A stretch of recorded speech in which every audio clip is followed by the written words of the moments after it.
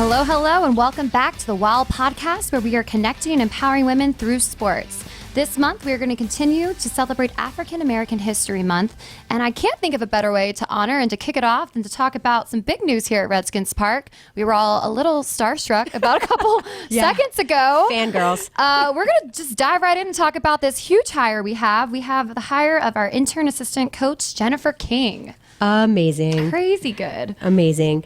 So she came from playing in the Women's Football Alliance. She has a winning background. Yep. And she has worked with our coach already on 2 different stints. I mean, there's more to say, but go ahead. Like, I could go on and on. Yeah, well, obviously I had to do some research on her. I'm so excited about the news. I know when I found out, I immediately screenshotted it and sent it to both of you all, like, oh my goodness, we have to get her on our podcast. I'm just really, really excited because this is the first time, the Redskins have hired a woman on staff, but then also just the NFL overall, right? So it's a lot of firsts happening right now. Hiring for hiring a an full-time African-American coach. Yeah, full-time African-American. coach, yeah. And it's just a really amazing time, just with the whole winning spirit. And I also love the fact that she has such a strong background in sports, not just football, but she also played, I think, softball and basketball. And, just having that type of role model, And I she's think is very left-handed. needed. Oh, left-handed. Left-handed. Like me. What I really love about it, and I think I heard it the other day, probably on Twitter when I was scrolling, but what I love about it is kind of the tone that Rivera is setting here. He is bringing in all resources. He doesn't care that it looks like a cookie cutter mold. He is trying to connect with his players. He is trying to reach them where they are. And just like you are in school or at different jobs, you connect with different management styles. You connect with different people, different backgrounds, different upbringings, different cultures. Besides the color of her skin or her gender, I think her experiences, I think Coach putting someone completely different in a position like that to reach players in a different way, I think it's a huge, huge step for us. Yes. I think it's a really cool move. It's I'm really, very cool. Really excited to be a part of it. He seems like, just the group he's putting together, being humble and grounded is super important to him. And I was reading something where, her first love is really wide receiver, but because of her football IQ, they made her a quarterback. Right. But that was a lot of limelight for her. And she really seems like that team player that wants to help other people. She doesn't need to be the center of attention. And I just love that about her, just the humbleness and, the intelligence within the game itself. So she has this quote that I found, and she says that vision without execution is hallucination. Oh, love that. Isn't that cool? Yeah, and it's also really neat, too, when you think about the fact that he's not going to bring anyone on board here that he doesn't trust. And the fact that she's obviously delivered and she's proven that she is capable, not just with wide receivers, but and also running backs, which she will be in charge of, shows that he trusts her. And he's bringing her into this family, which is amazing. I think it's also really cool, even though it's like this intern position, she's really going to have all of the responsibilities as an assistant coach. And what an amazing thing for all of our women fans, because think about it on game day, just seeing her on the field. The Hail to the Redskins sweatshirt, I got goosebumps. It's just so cool to see. Like, she's going to be on the sidelines, And intern, whatever the position is, think about, like, I always relate back to dance, but like the understudy role or the alternate role, as long as I am in that room and I am learning and I can prove myself, heck yeah, I'll take that opportunity. Yeah. Well, and then the fact that it is just, in my opinion, a title, right? She's still going to have all the responsibilities as most interns do. And so she's going to have the opportunity to prove herself here. Yep. And so it's just really exciting. I really cannot wait to get her on the podcast. I am putting it out in the universe. Out there. It's going to happen. It's going to happen. Ladies, if you're listening, make sure that you comment on this podcast and say how tag much her. say how much you want her on here. Let's get a campaign to get her on Twitter. But yeah, and I love it because just like with any workplace, just to have the woman's touch and the woman's edge, like as my mentor always told me, it's to have that nurturing aspect when you're working in a work environment. And I think, you can have the same cookie cutter looking coach is going to tell you the exact same X's and O's, but to have a woman be able to break it down in a different language and to connect and to reach them, Yeah. I think it's going to really give us the edge this season. But then to also have someone that has been there and done it. So she's played football. She's been in 11 years. Yes, the Women's Football Alliance with the New York Sharks. They actually won a championship. Yeah. So not only can she seven-time All-American. Yeah. Yep. So she can talk the talk. She has walked the walk. So that's going to give her even more respect with the she has the players. cred. And she has proven herself with the Panthers. And her most recent thing she did was with the Pro Bowl running back, Christian McCaffrey. She helped him. So as the running back. So multiple positions here. Yeah. She's gifted. Yeah, her resume is legit. And she will be on our podcast. We're just going to say it. It's happening. And we won't say anything. We'll just look at her. We'll just smile. We'll just keep tagging and smiling. With that, we are going to head into quarter two, talking about another accomplished African-American woman that has really climbed the ladder and made a name for herself. We are so excited on this podcast. And in just a little bit in the next half, we're going to have President and COO of MGM National Harbor, Melanie Johnson. Stephanie, you've had the opportunity to meet her and to listen to her speak. Can you just give us a little bit about what we're going to hear and how she ended up on this show? Sure. So obviously we are partners with MGM National Harbor. And so I got to meet her at a partner event where Coach Rivera was, and all of our coaches actually, and was introduced to her. And it was mentioned that she should come on our women's podcast. And her personality right off the jump was amazing. She's like, "Are you sure? I shoot from the hip." And I'm like, this is my girl. Yeah. I love, she is not going to be afraid to be outspoken, to tell us things. And so just in the few minutes that I got to talk to her at that event, I was intrigued by her, inspired, and felt she was so relatable, which, you know, when you're in an environment, sometimes it's a little bit intimidating. I don't know all the people in the room. And she immediately just made me feel comfortable as another woman. And yes, I will help you, was her immediate answer. I will be there. Yeah, I can't wait to talk to her. And especially, I hear she's a Louisiana girl, so the Bama girl in me wants to know if she's a little Tigers fan or not. So I look forward to kind of figuring out her upbringing. Yeah, and definitely getting her perspective on Black History Month, how she grew up, and what it was like during those times for her. So really exciting. So everyone, you have to stay tuned. And that's to come. We are going to head into another timeout. Looking for great tasting food at a great price? Check out the $3.99 sub of the day at Subway restaurants, featuring a different 6-inch sub each day, like turkey breast on Wednesdays and the Italian BMT on Thursdays. And of course, every sub of the day is prepared on freshly baked bread and topped with your choice of fresh veggies. That's one tasty value. The $3.99 sub of the day at Subway. Great food, great price. At participating restaurants, additional charge for extras plus tax. No additional discounts or coupons may be applied. And now, did you know that your Washington Redskins are sponsored by Koch Industries? That's Koch, Koch. Their 67,000 U.S. employees make a lot of things that make game day better. Greener turf, they make that. Stronger paper products for tailgating, they make that. Oh, and electronic components and TVs and smart devices so you can watch a Redskins victory anywhere. Yeah, you guessed it. Koch makes that too. See all they make for on and off the field at KOCHmakesthat.com. And now, some DC travel wisdom. The old saying goes, if you want to go fast, go to Dulles. The airport access highway gets you there from DC in as little as 30 minutes. But if you want to go far, also go to Dulles, where you can fly nonstop to 145 destinations. That's 45% more than any other airport in the region. Find out how else you can travel wisely at flydulles.com/wise. We are kicking quarter three off with a very special guest. We have Melanie Johnson, who is the president and CEO of MGM National Harbor, here with us. And it's an honor to have you in studio here on the WOW podcast, especially celebrating African American History Month all month long. Melanie, thank you so much for joining us. Welcome. Welcome. Thank you. If you could just give us a little bit about your background and where you're from and how you ended up where you are now.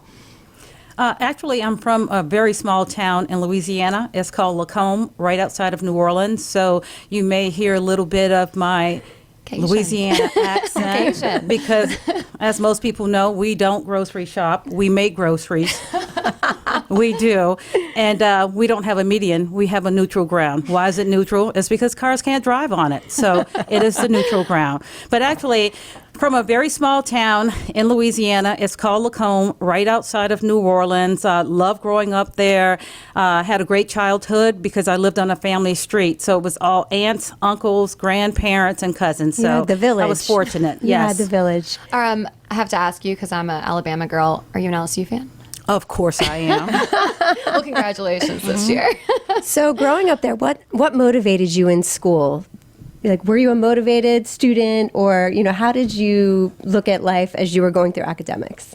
I love to win. So that started it all. It really did. And my favorite subject was math. Talk about a nerd. This is a little kid in between first and second grade going to an all-black school because it was segregation at that time. First and second grade, segregated school, all blacks, first grade through 12th grade. So between the first and second grade years, the Carmelite nuns would come to our school and we would go to summer school. So I'm a kid, and literally I enrolled myself into summer school. Rode my bicycle there. Would never let my kids do that right now, ever. Rode my little bicycle, went to the school. I loved Fridays. On Fridays, we didn't have math bees. We didn't have spelling bees. We had math bees. Everyone wanted to be on my team. Why? Because I wasn't going down. I was going to win. So everyone wanted to be on my team, and I just loved math. It came very, very easily for me. I don't have a long attention span. Everyone who knows me knows that. So if you want to get my attention, you better grab it in the first 60 seconds. So math was formulas. Formulas came easy to me. Reading kind of put me to sleep. Oh, no. Well, along those lines, who were your role models growing up? Who did you look up to? That's very easy. The women in my life. Mm-hmm. It started with my mother, very strong. My grandmother, who was the epitome of strength. This lady never told any of us that she loved us, but we knew it because she showed it through acts of kindness. There was nothing too little or too big that she wouldn't do for us. And then also my mom's two sisters. So it was female dominated because they ran the house. They sure did, because happy wife, happy life. And that's the rule of thumb I grew up by. Yeah. So you mentioned going to segregated schools. When did that end? How was that change, that experience? The schools were integrated when I went to the third grade. Okay. And what happened in Lacombe, and most people don't know this, I went to an all-girls public school from third grade through ninth grade. And that's literally because the white people that lived in our community didn't want black boys going to schools with their white girls. So the boys went to one school and the girls went to another school. What was shocking for me, I didn't realize until I got a little older. I looked at my report cards when I was a little girl, and conduct ends all the way across. Melanie talks too much. Yes, I did, and I still talk too much. It's okay. That's right. But going into the third grade, I had never been exposed to this. There was an A class and a B class, and I was in the B class, and I'm going, what does this mean? So, well, the A class is for the advanced kids, and the B class is for the kids who need more help. And I'm going, I don't need any help. I know what to do. I'm just not doing it. But the third grade was the only grade that I was ever in the B class. Thereafter, it was the A class. Wow. So you took that upon yourself to ask why and to then motivate yourself, or like took it as a challenge to win? A challenge to win, because I like to win. And it was just like, I'm just as smart as the rest of these girls in here. So instead of going home and goofing off and just not doing anything, I went home and I did something called studying. Which is great. I try to tell my boys that all the time. And what was your first job right out of? Let's talk about going into college, then your first career.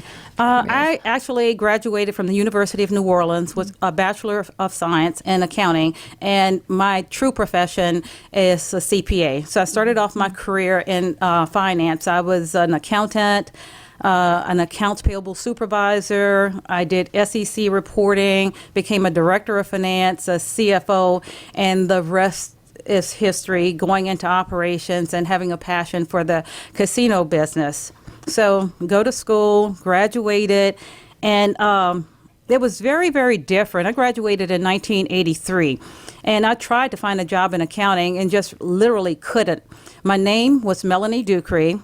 I went to Mandeville High. I went to the University of New Orleans. So on the phone and on paper, I was a white girl. So when I went to the interviews, they saw a black girl walking into the doors, and I could just read the body language. And it was like, I'm not going to get this job. And what happened to me, I went on this one job interview, and the lady in HR, she goes, well, we need to give you an aptitude test. And I go, ma'am, are you talking about that 4th grade math aptitude test? And she goes, well, we don't refer to it as a 4th grade math aptitude test. I said, but it is. I said, I have a BS degree in accounting. I was an algebra tutor in college, and you know what? Thank you for your time. I'm not going to waste mine, nor am I going to waste yours, and I'm going to leave. And she asked me to stay. Lo and behold, I got the job. Oh, good for you. But I was just tired of it. Yeah. It's like you go in these interviews, and you get asked all of these questions, and I was just tired. And I go, I'm going to speak my truth. I am not sitting here taking a 4th grade math aptitude test. Mm-hmm. So that was a wild moment for me. Mm-hmm. And that's something that I think I tell my teammates, and I tell my younger sister, who's an African-American girl, that know yourself and know your worth, and do not settle for anything less, and add tax, as we always like to say. But just jumping into where you are now, how did you end up at MGM National Harbor? I mean, I was reading your bio, and I was saying, wow, which is kind of the opposite of what you were saying. Looking at you on paper, you dealt with that, but look at you now. So how did you end up where you are? A lot of it was having a great foundation. The one thing the University of New Orleans did for me was give me a good foundation. I understand business. I understand business law. They taught you how to write. You learn business communications. And schools were so different when I graduated. When you were a second semester junior, you had to take this course called career planning. And they taught you how to dress. They taught you how to do your resume. They taught you how to wear your hair. They taught you about cologne, makeup, just everything. Because the thought process was, in order for you to be successful, not only do you need the skill set, but you have to fit into that environment. Mm-hmm. So started with a great foundation. And I was fearless, to be quite honest with you. I went on jobs and I wanted to be the best, but I didn't want to be the best and arrogant and self-serving. Mm-hmm. I wanted to formulate friendships and team building and partnering with people who I thought were great, not good, but great, and learning from them so we could share best demonstrated practices. So the foundation, the team building, the collaboration, working, not being afraid to take on challenges. I like to break things down very simplistically. If there's a problem, I don't look at the problem in totality because that's confusing. My brain doesn't operate that way. So I have to break it down into pieces, parts. Okay, let's start with step 1, then step 2, step 3, step 4, and not being afraid to fail. Some of my best learnings have been from my biggest failures. So it's learning, it's partnership, it's team building, networking, and being humble. Yes. Humility for me has gotten me through many, many crises, and being a partner and just being approachable. And one story, I was working for a bank. This was probably in 1983, 84. And I worked in the commercial loans department, and no one taught me about phone etiquette. So here I am. I'm going, commercial loans. This is Melonie Johnson. How can I help you today? And I thought I was doing a great job. I really thought I was doing a great job until someone told me everyone was afraid of me. And I'm going, afraid of me? Why? And it said, because you don't try to talk, you don't try to socialize, your voice is not warm and inviting. And I was embarrassed. And I was hurt. And what hurt me was I had coworkers who knew how I was being perceived, and no one told me anything about it. So from that point on, I walked out of that office. I established relationships. I toned it down. I go, good morning, commercial loans. This is Melonie. How may I help you? Well, so with that said, would that be one of your moments that you consider a failure? You said you had some failures. Can you give us advice on what maybe some of those were beyond that and how you grew from that? Because that's an amazing example right there. I think as women, sometimes we do posture when we're the only other woman in the room. And by taking it down, you just make it more open. You're more open, and being a team person, that's what you want anyway, right? You feed off of that team environment and learning from others. But back to my question about failures. Rude awakening for me was working for an oil and gas company. I ran into a brick wall. I put all my eggs in one basket. I have my bachelor's of science in accounting. I've got this great job. I'm going to retire from this job. 6 months in, we filed for bankruptcy, not reorganization, but Chapter 7, total dissolution.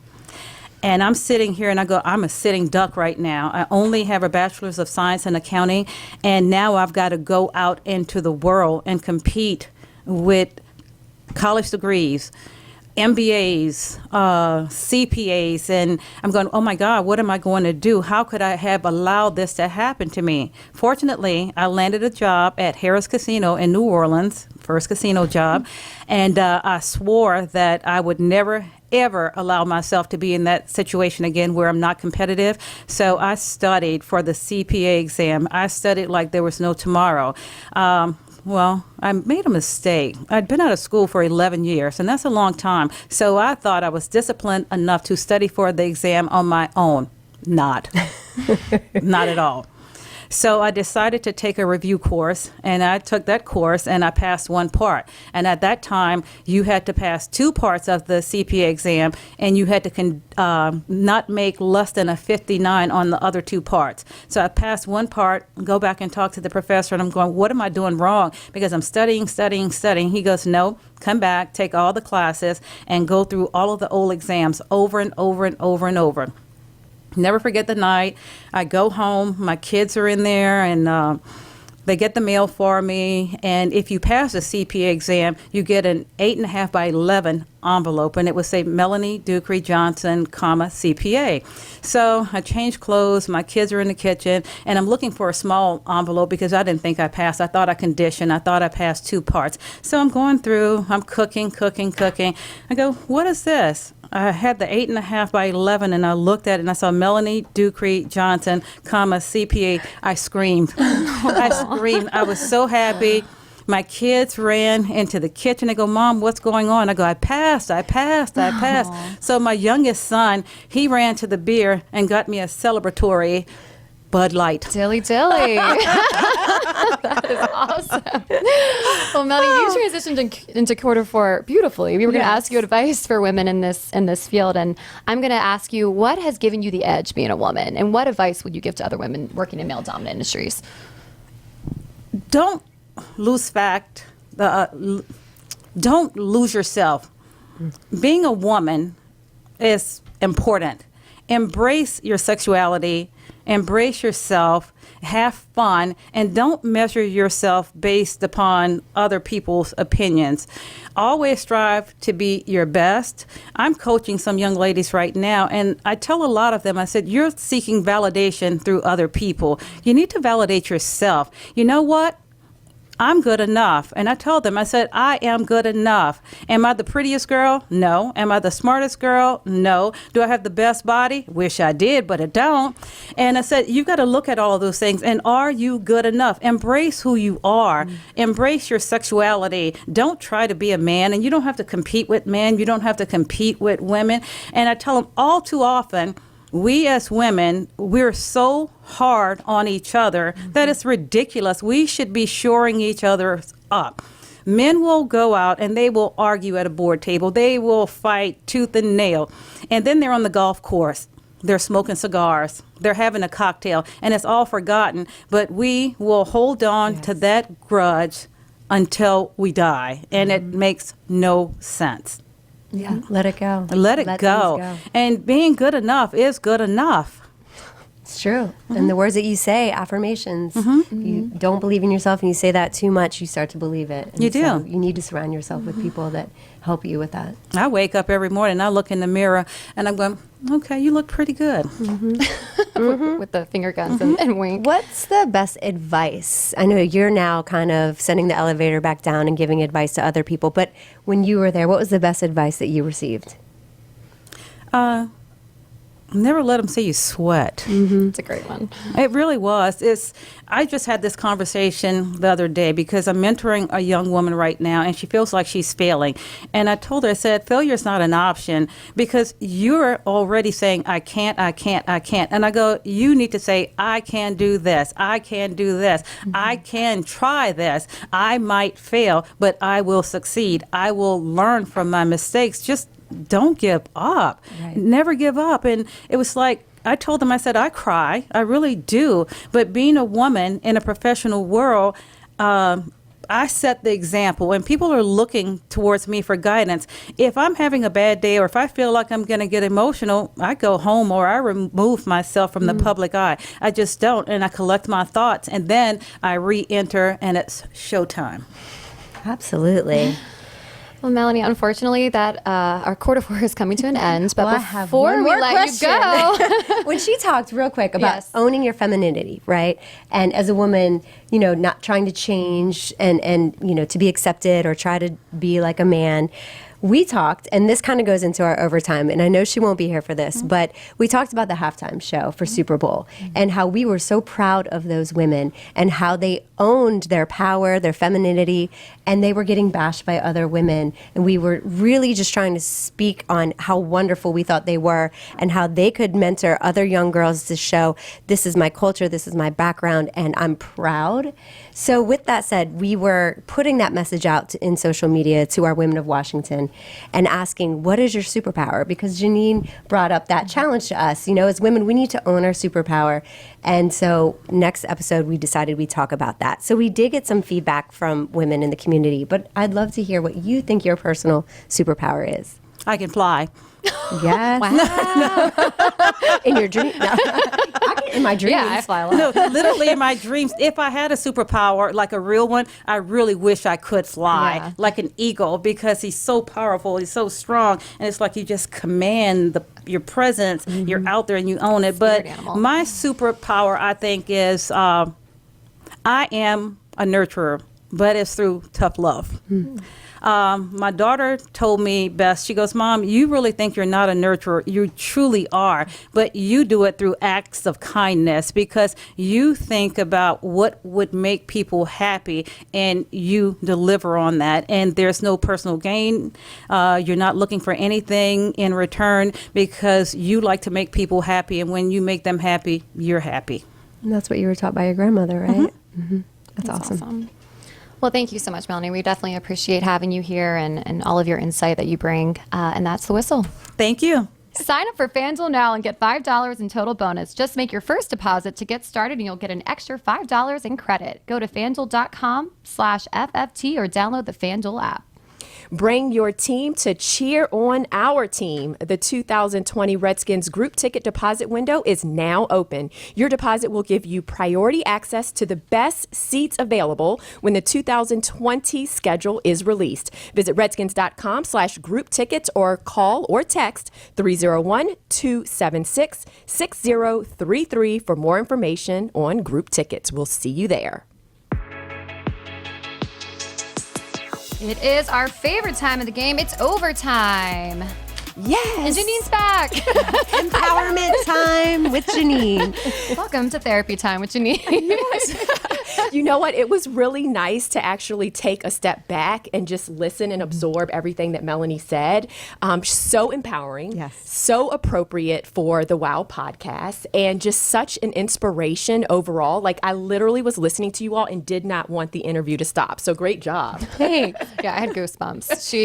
She definitely has, like Stephanie said, definitely a spunk and a fire to her that I think is so refreshing in the world today, and just her perseverance and her she's a little firecracker, and I think she's done a lot of great things because of that. So really excited that we had her on.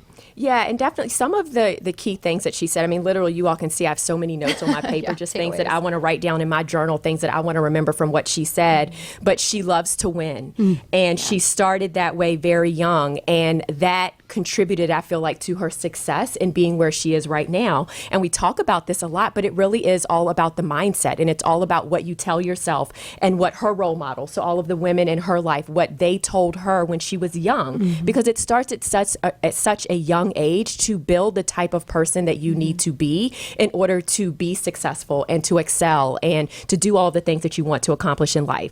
I resonated with her a lot because she called herself a nerd, and I was a nerd growing up. Like, I was a bookworm and a complete and total nerd. I told you all before, not girly at all. And so just listening to her having that love and that desire to always be learning and to never stop learning, never never stop with personal growth. And I think sometimes as women, especially when you're a mom and you have a career, you forget about yourself. And you forget about the importance to always educate yourself and always make sure that you are prepared for the next adventure. And she did that as a mom. And I love that even when she got some tough feedback about her personality, she grew from that and said, okay, well, I'm going to relate to people, and I'm going to make friends, and I'm going to try to understand things better. I'm going to change the way I talk. And not to change who she was, but to win, to be able to succeed and figure out, okay, I'm humble and I can take that feedback and I can adjust it into myself because I love myself and I know that I'm a capable person and I'm smart, but this is how I can make myself more successful. And we've said this before. It's that same letting your failures be your fuel to your fire. Yes. And she spoke about that, but that's something that I know I definitely believe in. It's no is a no right now and not a no forever. And just to have that stubbornness, I really admire in her. I am definitely a competitive person by nature, and just the ability to know yourself, know your worth, and just understand that everything might not be for you, but what is for you will come. And I definitely think that is something that she definitely brought to this podcast and to this table. Yeah, and learning from, the failures, like she mentioned, and then taking those learnings and doing something with them. So she mentioned, that even though all of her coworkers knew how she was coming across on the phone. No one said anything to her. None of the women went to her and said, well, maybe you could do this instead. And so now what does she do? She's a mentor. She makes sure that she's constantly sending the elevator back down. She is always making sure that she's being that voice of reason, that she is helping other women grow, and she's not going to let someone fail and not tell them. Right? Exactly. And she mentioned it. She specifically said, women hold grudges. We sometimes do not help each other. And so the fact that she took that lesson and is making sure that she is constantly helping other women is just a testament to who she is, and something that we need to all remember and embrace, and something that I know that this podcast definitely stands for. Absolutely. Well said. And we talked about our touchdown goal. Last week we mentioned it was owning your superpower. Yes. So GeNienne, just recap what we discussed for if someone didn't listen to last week. You should be subscribing right now on Apple Podcasts. But if not, can you just recap that for us? Yeah. So obviously, I know you mentioned it, Stephanie, earlier, but it started off talking about the Super Bowl and how we were just really surprised that women, again, were not supporting the performers. We just couldn't believe that there was some backlash. And so that just got into this conversation about the fact that sometimes as women, we hide who we really are. And that we have superpowers, we have talents, we have gifts, we have passions, we have aspirations and things that we want to go after, but we hide them and keep them to ourselves because we're worried about what society is going to say. We're worried about what our friends or our family might think of that. And I was just encouraging everyone to think about what your superpower was and making sure that you don't hide it and making sure that you not only put it out there and live within your superpower, but that you share it with other people. And so I know that you all asked Melonie about what her superpower was as well. And it's just, again, just this whole idea of we really need to make sure that we are role models for other women and that we aren't hiding who we are. And that's the way to be a role model, is to be your true, authentic self. So what's your superpower? I know, I was going to ask, what is it? GeNienne. I feel like my superpower is learning. So something, again, that I feel like I really related with Melonie. I love to learn. I'm a personal development junkie, but then I also love to share that learning with other people. Yeah. So I would say you learn, but you're also a teacher. Yes. Or inclusive, because you want us all to hop on that bandwagon with you, or that journey, that bus that's going on that journey, which I love, and I appreciate that. Yeah, and because I feel like if I learned something and it helped me, like I'll try it out first. So like if I don't believe in it and if it didn't work for me, then I'm not going to tell people. But if it's something that I truly believe in and it worked for me, then yes, I'm going to share it with everyone. Well, she shared a book with me that changed my life years ago. So another topic, yes, another podcast. And that changed my life at that time too. So yeah. What's your superpower, Oh Stephanie? gosh, I had to have help with this. So mine is being multi-talented. Yes. And it sounds, at first I was like, really, I am? But when we talk about, being a nerd, right? been in music and excelled at that, being a mom, and continuing to want to improve myself and not settle, like Melonie said, when she had that one job and she settled and she thought, oh my God, what did I do to myself? So for me, the multi-talented sometimes seems confusing and chaotic, but it's my chaos that makes sense in order for me to grow, to mentor other people, to help myself, to be a mom, to, I have that left-handed creative artistic brain that is, a great idea generator and just needs some help fine-tuning sometimes. But I would say multi-talented is mine. It's definitely true. I agree with that. Even just with you being our coach, it's like, okay, we have to do this. And you literally had like 10 minutes to think about what the choreography would be. And then you like come out of the office and you're like, okay, here it is. And we're like, what? How did you do that? I need like weeks to figure things out. You can do it in 10 minutes. All right, Jade, we're putting you on the spot now. I would say, I'm always so bad at this homework, but I would say ability to not remain calm. I think thrive in chaos. I think, and we all do this as women, but balancing multiple things and juggling it all, and the ability to not sleep much, but still fit in time for myself, going to the gym, doing jobs, having a dog, balancing relationships and podcasts like this. It's the ability to not let it get to me. I always go to practice and my teammates are like, how are you so kind? Like, you haven't slept. And I'm like, everything that's in my life I've chosen. I think the ability to everything on my, I've told this since I was a young age. My mom's like, you asked for this. Whenever I would be stressed out about ballet and tutoring, it's, you wanted all these things. Now you have to figure out how to be grateful for things you have and not let it get to you, because everything you have, a lot of people wish they could. So I think my superpower is the ability to not let it get to me and to I think it's a grace. You have a grace about yourself. Yeah, I try to. The grace and the grits. Yeah, the grace and the grits. Shrimp and grits, like you say. And the fact that you are a scheduler, I think also helps you to get everything organized. So I think for our listeners, let's take this one step further. So if you didn't respond, I know we got a couple of responses about some superpowers. We'd love to hear more about that. But for any hidden superpowers, let's challenge you, let us know what step you're going to take to unhide that superpower. What bold action are you going to have next to make sure that this power of yours is no longer hidden, that you share it with the world, and we're challenging everyone to do that. Yes. And so we did get a few comments, but I think we could have gotten a lot more. And maybe people are just unsure or, are afraid to say what their superpower is because maybe it seems conceited. But we did hear, so Deanna Robinson, who works with WOW, she's one of our trainers, our fitness guru. Awesome. She responded and said that serving others and balancing work life with self-care is her superpower. Huh. And then Lola St. Paul said helping people to see light in dark situations. Oh, love That's a huge power. Yeah. That is really important. Yeah. And then Carol said her superpower is love.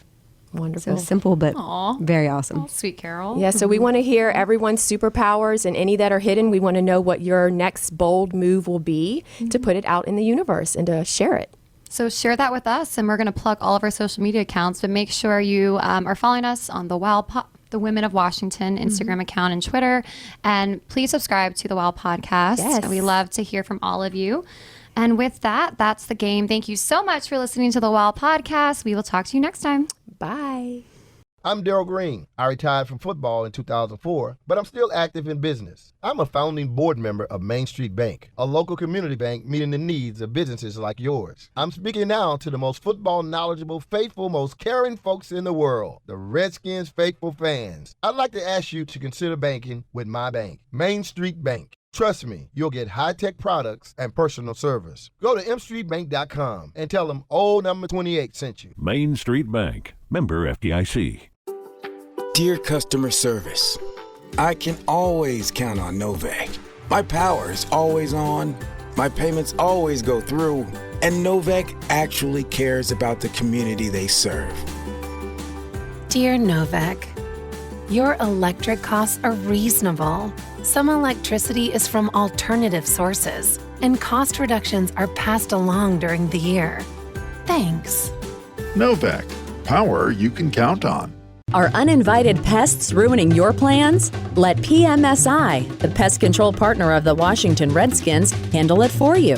Call today for your free inspection, and they'll work around your schedule to provide you the best solution possible to defend your home territory against pests of all kinds, including mold. Visit mypmsi.com for the game plan to control the pests on your home turf. That's mypmsi.com.